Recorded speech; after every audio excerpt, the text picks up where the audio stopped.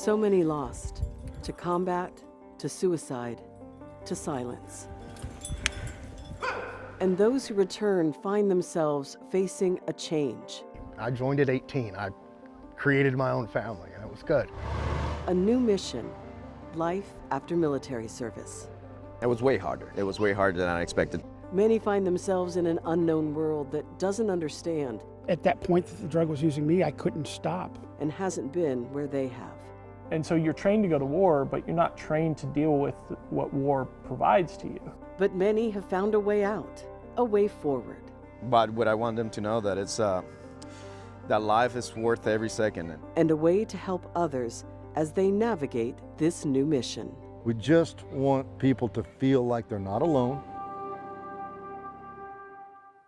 Alaska is the state with the highest number of veterans per capita, with almost 70,000 military veterans. Verdi Bowen, Director of Veterans Affairs with the state of Alaska, estimates that a third of Alaskans are either veterans themselves or have veterans in their families, including us. My father, Colonel James Polsha, was stationed in Alaska in the late 90s and early 2000s. And my dad was a Master Sergeant in the Air Force stationed out at Elmendorf. Now, one of the things that we have learned while preparing for this program is when service members leave the military, they still have a desire to serve. You're going to meet a number of veterans in the next hour. We're going to talk about some of the issues they face and some resources available to help.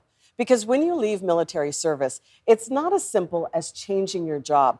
Almost every aspect of your life will change, from what you wear to work to who you hang out with. And for many veterans, they want to spend time with people who understand where they have been.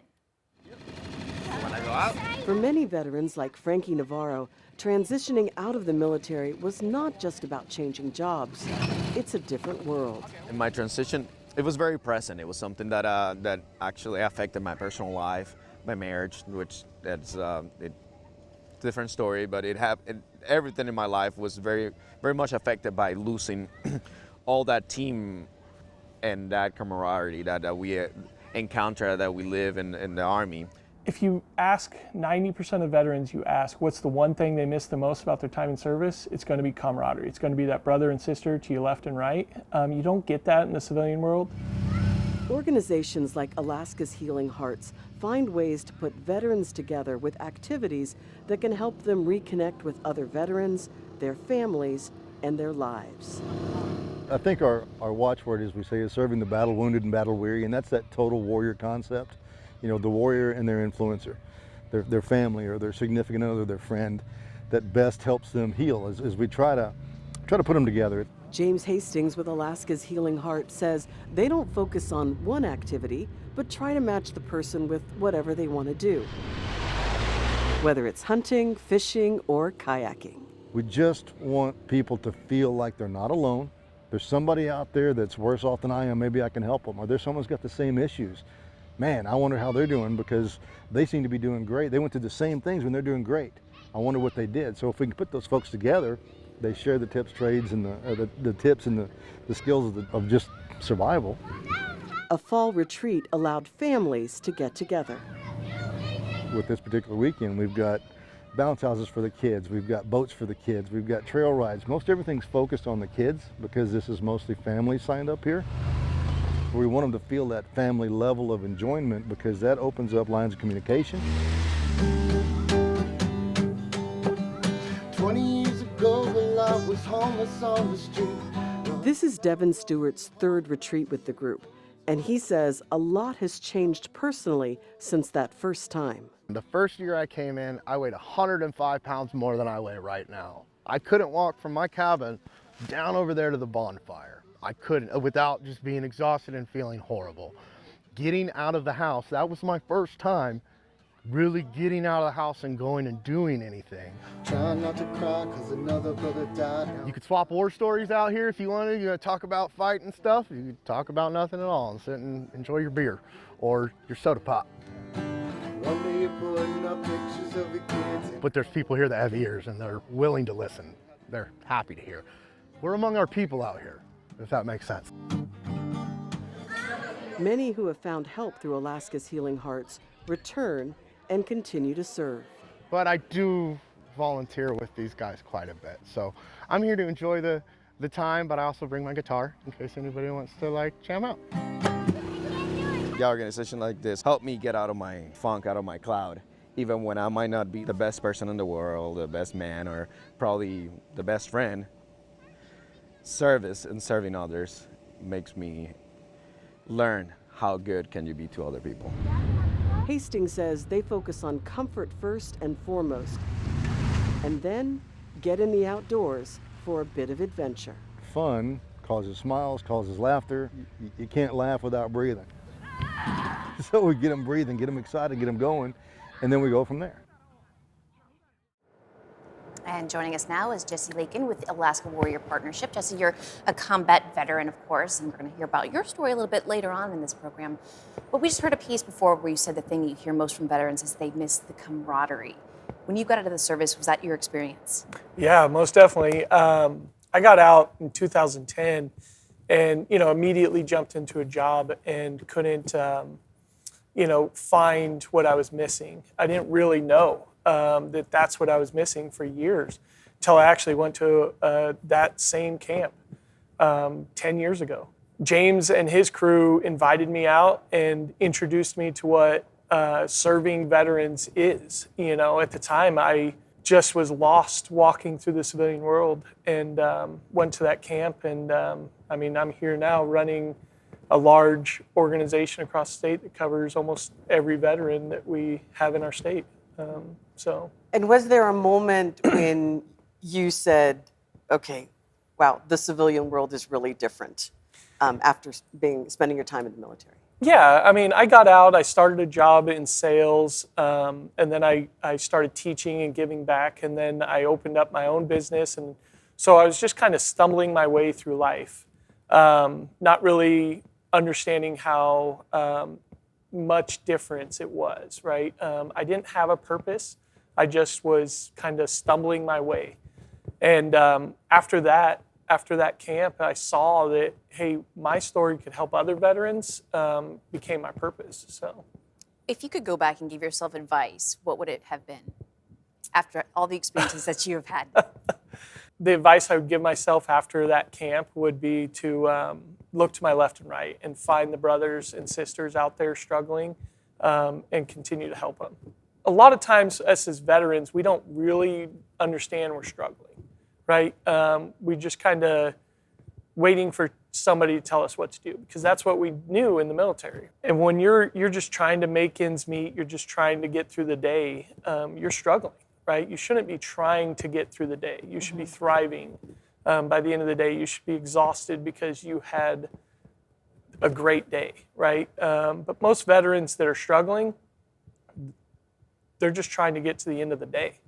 And we don't know that we're struggling. So I think veterans that have gone through that or gone down that dark alley or gone through that path and made it through the other side and seen the tunnel, the light at the end of the tunnel, I think they could just reach out to left and right and really help other veterans understand that there is, light at the end of the tunnel. And you talked about the organization that you run called Alaska Warrior Partnership. What does that do? How does that help veterans here in Alaska? So Alaska Warrior Partnership, we do 4 things. We connect, educate, advocate, and collaborate. And so we connect with other organizations like Healing Hearts and Battle Dogs and Connect Vets and the Fallen Outdoors and the SSVF programs across the state. And we service veterans, find their needs, and educate them on their benefits. We help them, we guide them, we connect them, we get them the results that they need. Well, Jesse, thank you so much for joining us here, and we will hear more about Jesse's story later on in the program. His organization, Alaska Warrior Partnership. If you would like more information, you can find more information at their website below. Jesse is the guy to find with all the answers. And when we come back, it's the most common disability that's related to military service. Gunshots, cannons, 20 years of being a Marine, you see and you hear too much.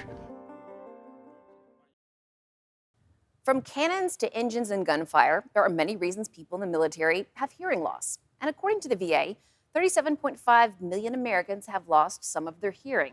and that is by far the most prevalent service-connected disability. And as of 2020, more than 1.3 million veterans are receiving disability compensation for hearing loss, and more than 2.3 million received compensation for tinnitus.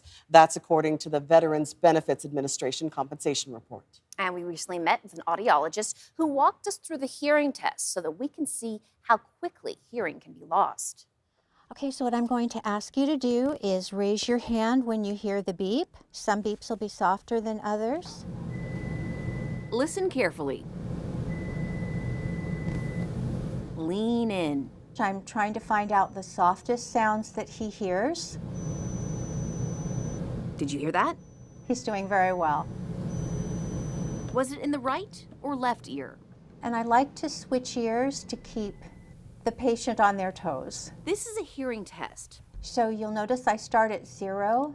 The VA is the largest employer of audiologists in the United States.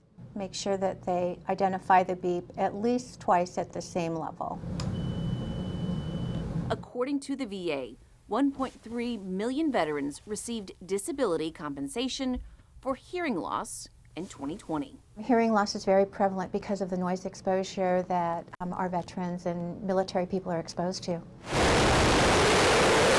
Those loud sounds impact all veterans. And we think that was from this being in the service? Ma'am? You think that was from being in the service? Yes, ma'am. No matter their age or service. Gunshots, cannons, 20 years of being a Marine, you see and you hear too much. Veteran Harrison? Yes, ma'am. Jerry Harrison flew in from Fairbanks to check his hearing aids. Couldn't hear nothing.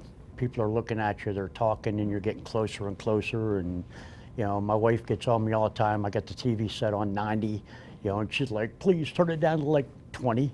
Hearing aids can help, but it does not restore the loss. Noise will come into the ear canal and it will vibrate the structures, the eardrum, the middle ear bones, and it gets into the nerve, and that's how the signal goes up to the brain. So normal sound vibrates these structures gently and in a normal manner. Loud explosive sounds or repeated loud sounds will overdrive that system, and it will cause damage over time. Because hearing damage is the most common service-connected disability, the VA and clinicians create personalized plans to manage the impacts. Being exposed to blasts increase the likelihood of decreased sound tolerance in veterans and service members. A study by the VA shows that people with decreased sound tolerance have negative reactions to everyday sounds, such as being overwhelmed by background noise in a public place. They cannot hear well in noise. They feel that people are mumbling instead of speaking clearly. And that's a clear ear canal. Very good. And we can help maybe make it less noticeable, but we can't fix it. It can't be fixed, but it can be managed. According to a recent study from Johns Hopkins, mild hearing loss doubled the risk of dementia, and moderate hearing loss tripled the risk, saying brain scans showed hearing loss could contribute to a faster rate of atrophy in the brain. They also said hearing loss contributes to social isolation and causing people not to engage in conversation, and that can also affect the risk of dementia. Hearing loss has also been linked to increased feelings of depression and a loss of balance. When we come back, though they have served, many don't consider themselves veterans. There are almost 10,000 veterans who are women in Alaska, but fewer than 1/3 are signed up for VA health services. That's according to a group that advocates for women veterans in the state. The question, of course, is why? Why don't women raise their hands to claim their place? Here it is. 2nd Platoon. This was in 1990. This is when the Gulf War was kicking off. They were right here in this big sea of green. There she is. This is black and white, but yeah, right there. This is my annual from airborne school. So jump school, where you jump out of airplanes. Visual proof, representation. I was a military police officer on active duty. Vanessa Mead was in the Army. But I think with women veterans in particular, when you don't see yourself, you don't really, there's like this stereotype of what veterans are. And I think it's shifting. Yeah, so it's my story on my hands for everyone to see. Flossie Davenport's military story began when she was 18 and joined the Navy. You know, and you should be proud of what you've done. For the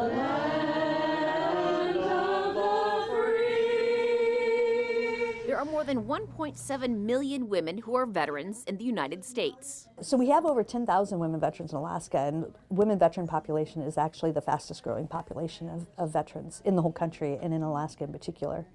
And Alaska has, I think we're in the top 2 as far as per capita, the number of women vets and veterans just generally, but women vets too. But many women don't know they qualify for veteran services. So Meade created Operation Mary Louise, which connects women veterans to the VA and each other. Incoming! She says 1/3 of veterans in Alaska use VA healthcare. Weapons. Place system on weapons hold. In a 2016 study from Services Women's Action Network, 74% of the respondents said their services aren't recognized by the public. And a lot of times women feel really invisible as veterans. A lot of what I do is for my daughters. Well, I have 4 kids, and 1 son, but 3 girls. I don't want them to be afraid, and I want them to be proud of themselves and look at me and say, you know what, my mom was strong. My mom did things. She represented women, their services, and encouraged a future generation. Davenport's daughter signed up to serve. She is actually in the Alaska Military Youth Academy right now. She is halfway done. She's made tremendous leaps and bounds, and I can hear it in her voice and see it in her letters, and I'm so proud of her. And she knows she wants to join the military after, and so she'll be the 3rd female veteran or service member and 5th in my family. When we come back, we tackle the tough conversation about veteran suicide. All I had was doubt, and I looked over and had an easy access, easy way out. I was so miserable living that way. I didn't know that there were resources out there, so I chose suicide. One of the most devastating losses among veterans is death by suicide. We're going to spend a little time talking about the issue, but before we do, we want to say if you are having suicidal thoughts, please contact the crisis line, and you can do that by dialing 988 and press 1 for veterans. We also want to mention another resource. Under the Compact Act, eligible veterans in suicidal crisis can go to any community health care facility for free emergency mental health care. You can find more information about that at va.gov. And according to the VA, in 2020, there were 6,146 veteran suicides. This is an average of 16.8 per day. There are 343 fewer veteran suicides in 2020 than in 2019. But when you account for differences in population age and sex, the suicide rate for veterans was 57.3% greater than non-veteran adults in 2020. And that's for the nation. The VA says the veteran suicide rate in Alaska is significantly higher than the national veteran suicide rate. Tonight we share the stories of 2 men. Both stories are difficult to hear, but it's important to listen to people in their own words. This next story talks about suicide and attempted suicide. We understand this is a difficult subject for some viewers to watch. Jackie, how long were you in the service? So I was in for 10 years. For me, it was awesome. I was very unhappy that my knees went, and they gave me a medical discharge. So I had a great time the whole time I was there. You know, I'm a combat veteran, a couple deployments to Iraq, had some traumas happen, some incidences. I got out of service within 60 days of getting back from combat, and 30 days was transitioning into the civilian world. I didn't have a preparation to get out and to cope with anything, to deal with anything. I didn't know what to do. I just know I needed to make a major change in my life. I was drinking every day. And then I went through more troubles with a divorce that was stemmed from PTSD and a TBI that I suffered. And so those traumas were part of the divorce, and the demons started coming about. And so I knew I needed to seek help. So my darkest day was probably about 4 years and 3 months ago. I had been unemployed for quite a while. After giving up my job, I had developed a substance use habit. I was so miserable living that way that I didn't know that there were resources out there. So I chose suicide. That was my only option to not live this way. I'm in that process, I'm applying, and I'm not getting the help that I needed, going through a divorce, all I'm thinking about is the bad. All I could think about was the worst case scenarios. The system was failing me. All I had was doubt, and I looked over and had an easy access, easy way out, and I grabbed the gun, I stuck it in my mouth, and I pulled the trigger. And the gun didn't go off. So the only option I had was suicide. So that was a pretty bleak day. As I was attempting to complete the action, my doorbell rang, scared the living daylights out of me. And I had a friend that showed up that I hadn't seen in a couple months, and he just took one look at me and said, "You look like crap. I need your guns, and do you need me to take you somewhere?" While I'm looking at the gun, I'm looking past it, and I see a picture of one of the founders of an organization that I helped start, and I started thinking about, what would he think of me? What would my brothers and sisters think of me doing this? Why am I failing them? Why am I failing everything that I put forward and tried to work?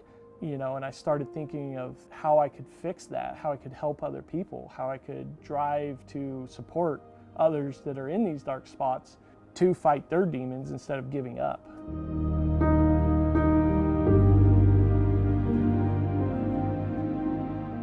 And that was when I finally went to the VA and said, "Hey, look, I don't know what to do. I'm an addict, and I don't know how to quit." And I was going to take my life the other night, but I figured that I'll give this a shot.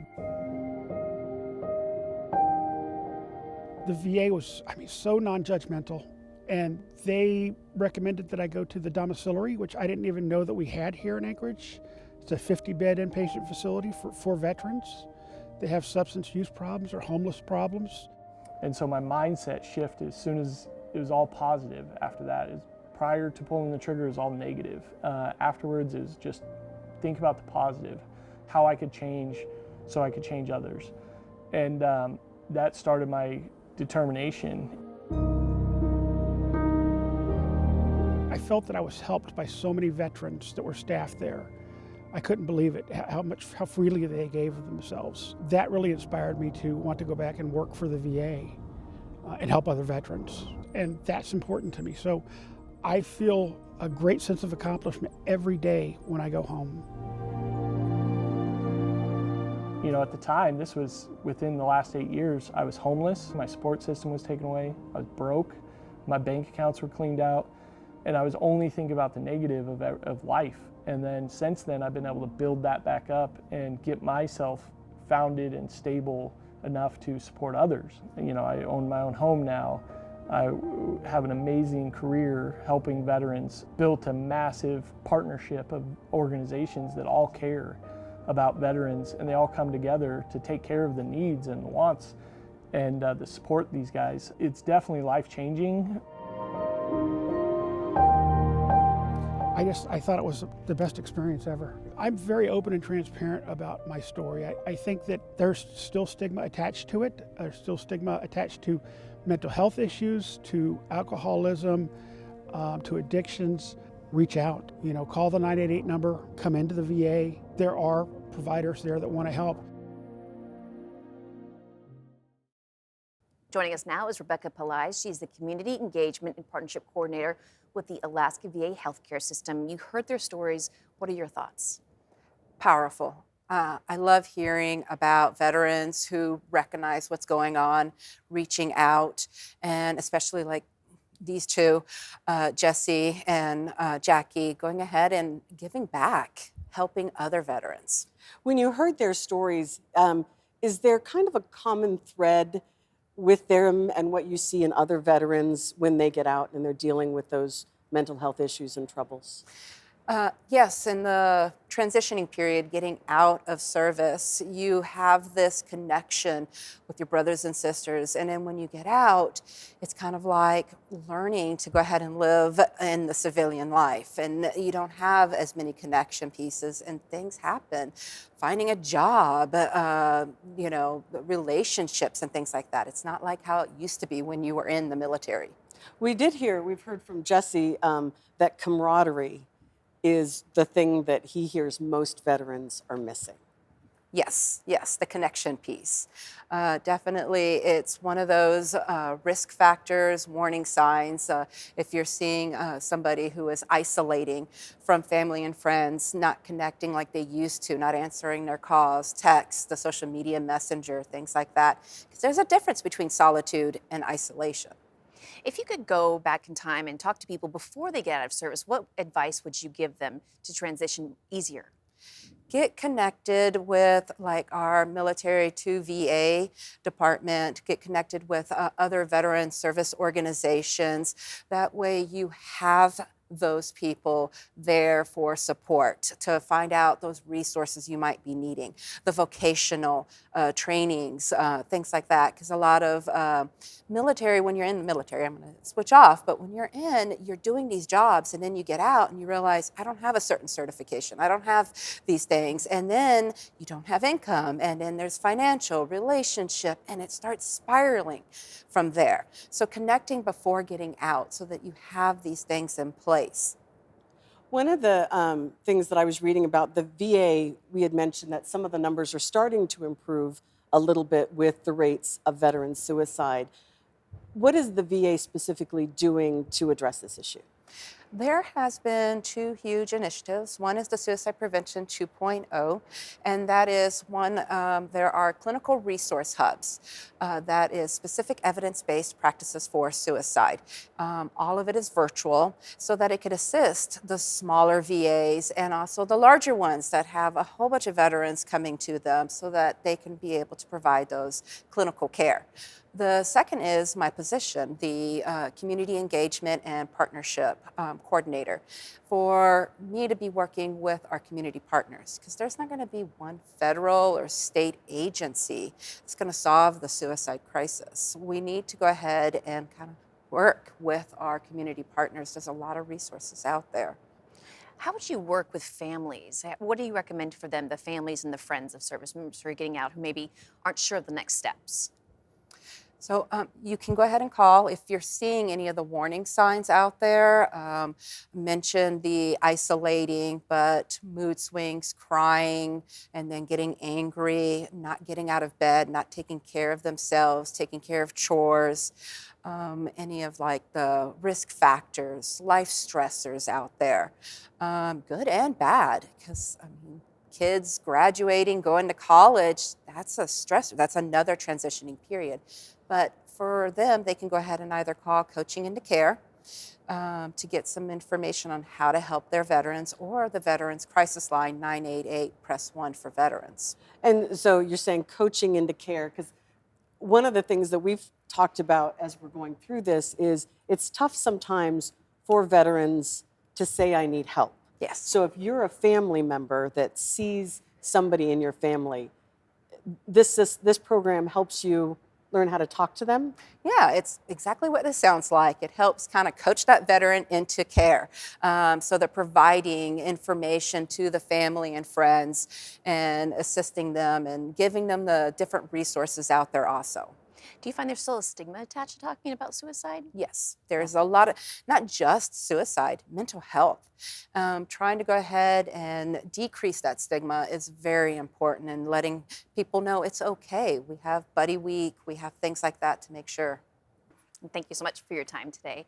And of course, we want to remind everyone that the crisis line is available 24/7. Just call 988 if you need someone to talk with. And when we come back, we're going to be looking at some ways that veterans are coping and healing in less traditional ways. Thoughts that I've tried to hide, I'm so self-convinced, but I've just lied. So scared of the memory of a man I used to be. Most of the veterans we have talked to have found a way, or they're finding a way forward, adapting to civilian life. For some, it's counseling and medication. Others find that help by including less traditional forms of healing. Earlier, we introduced you to Devin Stewart. Like many combat veterans, Devin had a difficult time adjusting to life after service. But leaning into a new hobby, he found music helps him cope with tough memories. He now shares his story and talent with other veterans in search of healing. Walking in the city, I had all my brothers with me, going house to house before the dawn. machine gun, I'm kicking doors down like I'm told to. Iraq when I was 21. I was medically discharged from the Army in 2015. On my 4th deployment, I was injured in Afghanistan and ended up at Walter Reed Hospital for a little bit. And then when I got out of Walter Reed, went back to my home base and then started the transition part out of the military. Got friends that ain't gonna make it. So I went from being a staff sergeant, I was in charge of people, I was talking around people all the time. I moved out to Houston, Alaska, and I lived in a cabin with my wife and my daughter and her mom, and I didn't do anything. I started drinking booze and smoking pot and not doing anything. I became very comfortable with the couch. I think I was mad because I lost my career. Hearing someone say that he's not ready, it's not his time to go. Tying on a tourniquet while he's bleeding out and breathing slow. Some people aren't around to make a unit anymore, but it's a lot better than trying to do it on my own. Like, for sure, just having, I don't want to talk about my feelings to every single person. I write, and I do my little song stuff, and through that I've connected with even more veterans. I do go to counseling, I see a therapist, I take antidepressant medication in the morning. It's okay, it helps me do what I gotta do, but something was missing. Still, there was something missing. And I found that I can write and I can actually let things go. It had been a decade and a couple wars, 1,000 miles. I found myself in charge, many men. Like, once it's on paper, once I've put it to a song, I have to live through it to get to that point, and sometimes it's a lot of tears and it's hard. But once it's done, especially if it's something that somebody else can get something from, like, I write songs because it helps me. It's my stories or stories of friends close to me. But then sometimes when I play, other people seem to get something out of it. That's what I want. Everywhere you stepped, you knew that the ground beneath your feet could disappear and you'd be dead. Tried to keep my head down, but I said I'd bring my boys home and ended up at Walter Reed instead. I know that I struggled and spun in circles for years not knowing what to do, and I wasn't looking, and I didn't have anybody to point me in the right direction or to give me comfort or say, hey man, you're all right. Well, sometimes it seems like you pull out a guitar, everybody's hanging out, people open up a little bit. And then even better, sometimes other guys will be like, hey, can you teach me how to play guitar? Or, hey, would you want to help me write a song? Yes, I love that. I would much rather everybody learn to write and play. I just did my job, I'm not a hero. I've known a couple and I miss those guys, but I carry on. We're going to hear another of Devin's songs in just a few minutes. But first, we want to show you some of the new ways veterans are finding connections and ways to talk about their experiences. It's called the Anchorage Vet Center. It specializes in counseling and finding ways to forgive and heal. All right, so let's bring our feet hip distance apart, rock back and forth between your toes and your heels, and then find a spot that feels really good to you. Be in this moment. We're just going to, every breath, inhaling. Don't think about yesterday or tomorrow. And then we're going to roll our shoulders up and back and down. Our palms face forward. And then walk your feet forward towards your hands. Oh. Only think about now. It feels so good. It's all about breathing into your body and that union of mind, body, spirit, and being right here in this moment. This moment of peace is one the Vet Center in Anchorage wants all veterans to feel. Connect it. They offer support for people who have depression, post-traumatic stress disorder, as well as the psychological impacts of military sexual trauma. Into downward dog. There are group sessions, family counseling, even something as small as a free lunch. Exhaling, bend at the knee. Life in the service can be so different than life outside. Isolated and alone, you get out and you go from a world of support when you're in the military to all of a sudden navigating a huge system in a huge world. Officials say people here are often working in what is called moral injury, We bring moral injury with us, and moral injury is where we break trust within ourselves, or a system breaks trust, or we had to do something against our values in a crisis situation that causes a trauma response. That trauma response can create disorder in a veteran's life or family. Of being present and accepting who they are now, not what they did, what happened, letting go of some guilt, letting go of some survivor's guilt in a lot of cases. Why did I make it and my brother or sister did not? And being present and living not just for self, but for the community. Slowly, slowly, slowly. Vet centers like this one are smaller and staffed with counselors. The Vet Center is the perfect example of what community is. It reflects Alaska. We have our own culture, our own way of talking, and the best way to actually get back in and help is to be from that culture, speak the language. Slowly, slowly, slowly, we're uniting mind, body, spirit. Watch our palms come together and then bring our hands to Anjali Mudra. Uniting the three and shaping a new, healthier life. When we come back, a veteran's experience can vary widely depending on when they came home and how they were welcomed back. And after our tours were over, what they would do is that they take you out of combat about 3 days prior to you going back home. They brought us back to base camps. There are nearly 5,000 Alaska Native veterans in the state. For Benno Cleveland and Eben Walker, after their time in combat, there was no welcome home. And there were very few services for them in Alaska. But over the years, they feel like they have been able to change that. At the 2023 Alaska Federation of Natives Convention, a prominent display of photos and stories. Well, my name is Benno Harry Saplonik Cleveland. I'm a combat veteran from Vietnam. I wear many hats.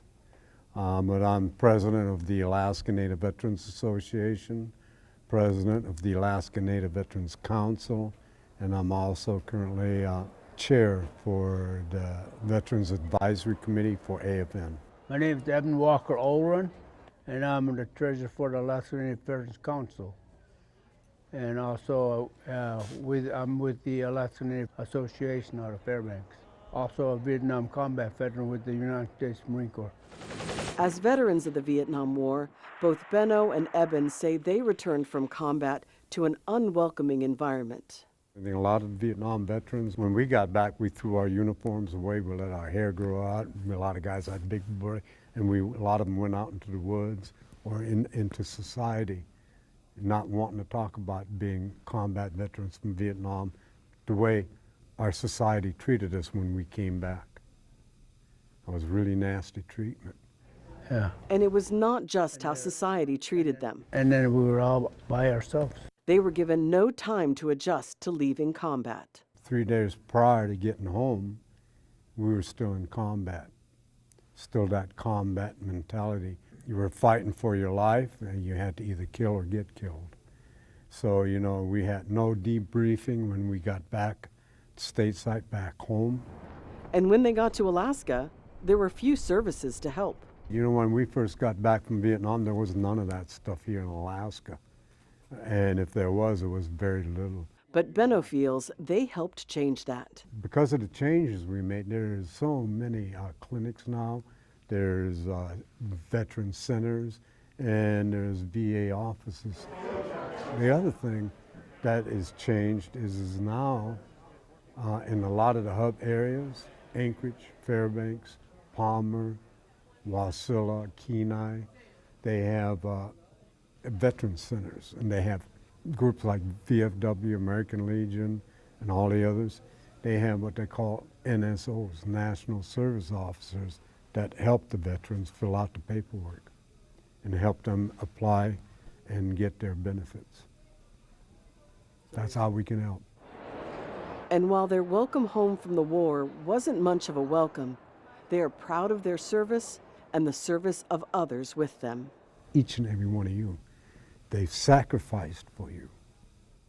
Some of them carry physical wounds, some of them carry emotional and mental wounds, but they served to protect you and our land. We're a nation of many, but we're also united as a nation of one, where we can celebrate our differences, our cultural ways, our language, our spiritual ways, because of that veteran, because of them soldiers that are serving today. And that's why we fight for them. VA services are still limited in many parts of rural Alaska. When we come back, we sit down with the Director of Veterans Affairs for the state of Alaska. Welcome back. Joining us now is Verdi Bowen. He is the Director of Veterans Affairs with the state of Alaska. Verdi, thanks for spending a little bit of time with us. You are a veteran yourself, and you've been in the system and experienced for a number of years. What difference do you see from veterans that are getting out today to, say, 30, 40 years ago? Oh, it's significant. 30, 40 years ago, we did not have the services in the state of Alaska to even provide a lot of the programs we have today for our veterans. And I believe that some of the veterans were told good luck when they tried to get some of their benefits 30, 40 years ago. And today we have a massive amount of benefits that we have across the state. For example, we have community-based outpatient clinics in 5 locations, 6 if you count Homer. And it's a lot bigger than it was. We also have sharing agreements with the Native healthcare system that allows veterans to get healthcare closer to home. And that wasn't here 30, 40 years ago. What still needs to be here? What are we still lacking? What we are still lacking most likely would be travel. Our veterans are eligible to travel if they have 30% or greater disability, or the disability that they have, say, at 0, they can travel for that item only. But if they have other items or other issues that they need, they have to pay for the travel themselves below 30%. Now, if you think about that in Alaska, Alaska's huge. And some of those costs would be horrendous for some, say, for example, someone in Emonic or Kwethluk or something like that would have a difficult time getting into Anchorage. As we have about estimated 70,000 veterans in the state of Alaska, how many are actually involved in the VA and getting services here? Well, currently we have 37,000 people enrolled in the VA healthcare system. We have 22,000 people that are, they call them unique patients. They're actually receiving their care within the healthcare system, which is really good. A lot of veterans have their own healthcare system or their own safety net, if you will, either through their job or through retirements. And they choose not to use the VA system. But those that do receive a very comprehensive package of medical benefits. Talk about why people wouldn't access the VA. Was it just not knowing better, not knowing where to start? What's the reasoning? Well, some of the older veterans, they don't access the VA because they believe it's the same VA that they came home to, say, in the 70s or the 80s. And in reality, the VA that we have today is not the same at all. There has been so many laws passed that has helped us to generate it would be more friendly is the term that I'm using for. You know, most of the people that you see in the VA are veterans. And so we're blessed here in Alaska that the majority of the people that you see are veterans. And so they treat veterans just like they would want to be treated themselves. And so 40 years ago, it wasn't quite like that. Yeah, I spoke with a number of Vietnam veterans who said that they did not feel welcomed home at all when they came home to Alaska. So good to see that we've made a lot of changes. One of the things we've talked about during the course of the show, mental health issues. How do you train a veteran who's been taught to make decisions and act on their own? How do you help them ask for help? That is difficult. It really is, because you are trained to be a standalone individual in the military. You're supposed to, you just work irregardless of what you feel. You really train really hard. You work really hard, and then when it's time to receive assistance, it's a sign of weakness is the way some of us, and I'm just going to use me as an example as a veteran, we would look at it as a sign of weakness, so we don't ask for help. So the best thing that we do is we ask our people if they love their family members, please reach out for help. You know, if you really care for those around you, reach out for help, because you have to take it away from the person, the veteran, if you will, or the active duty military person. you're no longer thinking about yourself. You need to think about those people around you and get them to do it for them. Yeah, we're all a part of this community. What can all of us do to be better? Exactly, exactly. And I think that because we are part of the community, I think that it's not a sign of weakness to say, I can't do this. I mean, it's no different than taking your car to a mechanic. I'm not a mechanic on transmissions, and I'm definitely not going to open it up. And that's the way we should look at it in accord with our mental health issues, is that we should be able to open up and speak. And many times, I call it one and done. Sometimes our veterans will go in and see someone, and that's all they need. They'll get enough tools in their bag to be successful. Looking at overall veterans here in Alaska, what would you like the community of Alaska to do better? How can Alaska help our veterans? You know, the best thing you could do is ask them if they served. You know, a lot of times, a lot of our veterans don't tell anybody anything. They come home, they put on their civilian clothes, they go back into their house. If they don't put on a hat or wear something uniquely, you just don't know. You just don't know. In the military, we're all distinct. You wear a uniform, if you wear blues with your ribbons, you know where they've been, what they've done, and how well they did it. And if they're wearing their battle dress uniforms, you just have a name tag and the branch of the service, maybe some combat patches. But when you come home and you put on blue jeans and a t-shirt, you don't know. And so it's just important to just say, hey, did you serve in the military? And then the next thing is, especially for the state, have you attained all of your benefits that you were owed from your service? And that's the big thing, is to try and get all of the veterans we can within the VA system. Thank you so much, Bertie.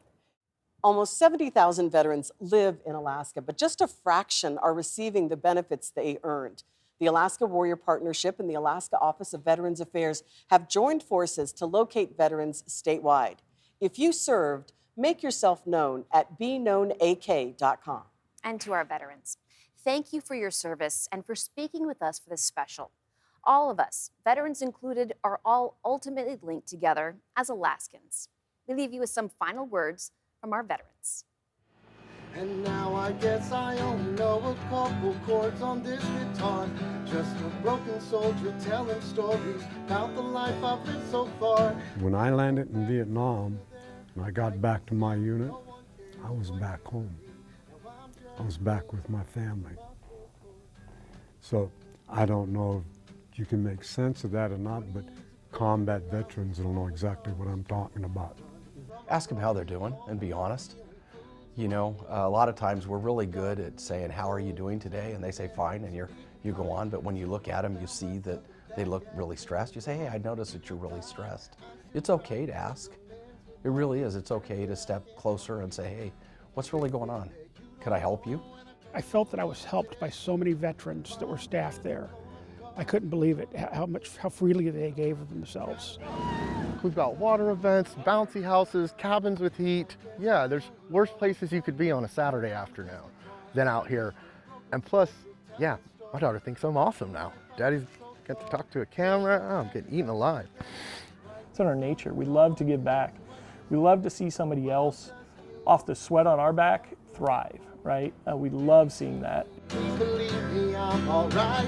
It was great. I've made a lot of friends that became family. The camaraderie was strong, and I got to see the world. My first deployment, I was in Spain. I was stationed in Southern California. Life is worth it.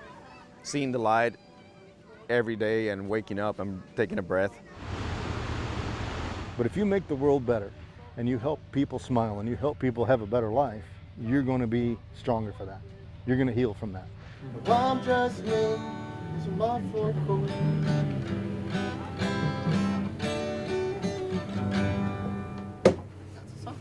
Oh yeah.